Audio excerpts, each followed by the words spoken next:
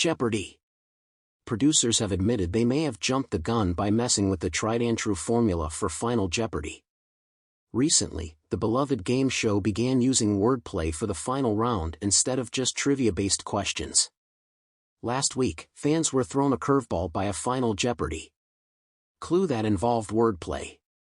The clue, from the never-before-seen category Rhyme Time, Opera Edition, required deciphering Rigoletto libretto. Fans lambasted the clue as evil on social media, with contestant Allison Gross, who clinched the game, deeming it horrible on Reddit. Wasn't the greatest idea. Executive producer Michael Davies and producer Sarah Foss addressed the change on the latest Inside Jeopardy! Podcast. Davies, who is the showrunner after Mike Richards was ousted in 2021, confessed that wordplay in Final Jeopardy! Was a mistake. Foss said, "We don't have a lot of wordplay FJs, this is actually the first time we've had a Rhyme Time Final Jeopardy! We once had opera anagrams that went over a little better," she added. "If we've learned anything, maybe there's a reason we don't have wordplay fi." Davies chimed in, "Well, I think it's amazing that we did this in the dreaded opera category. We are trying to push the material on Jeopardy! Across a greater range. And word games gives us the ability to reward people for thought and puzzle/riddle-solving ability instead of just fact-based material. In doing that, sometimes we are going to make mistakes with the material. Every time you push something, you're going to learn that maybe this was not the right thing to do. But we're trying to be less predictable and obvious. And that will mean looking back and saying that wasn't the greatest idea. But we have to continue in moving forward with writing our program." Freaking impossible. Viewers were baffled by the Rhyme Time, Opera Edition clue when it aired last week and took to social media to vent about how difficult it was.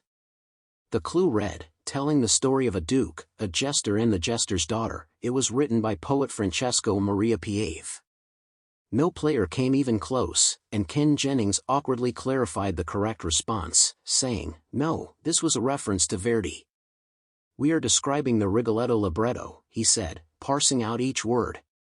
"The libretto to the opera Rigoletto." I knew Rigoletto was the opera referenced, but still would have lost.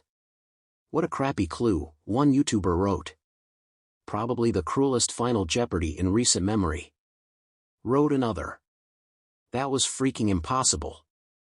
I couldn't figure out the rhyme time part of the clue even though I was familiar with that opera."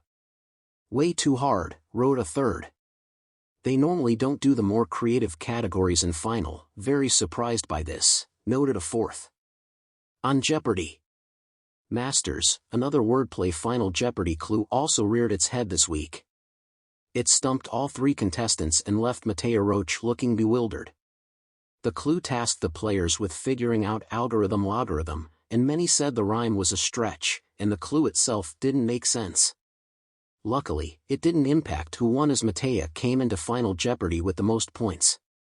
"My life is dedicated to computer science, and that question was near impossible," one YouTuber roared under that clip. Meanwhile, Jeopardy! Masters Season 2 airs its second-to-last round of 2 quarter-final matches tonight on ABC. The 6 elite-level contestants are reigning champ James Holzhauer, Amy, Matt Amadio, Matea, and newcomers Victoria Gross and Yogesh Raut. It's become clear that the 2 newcomers and James are head and shoulders above the other 3 and will be the finalists.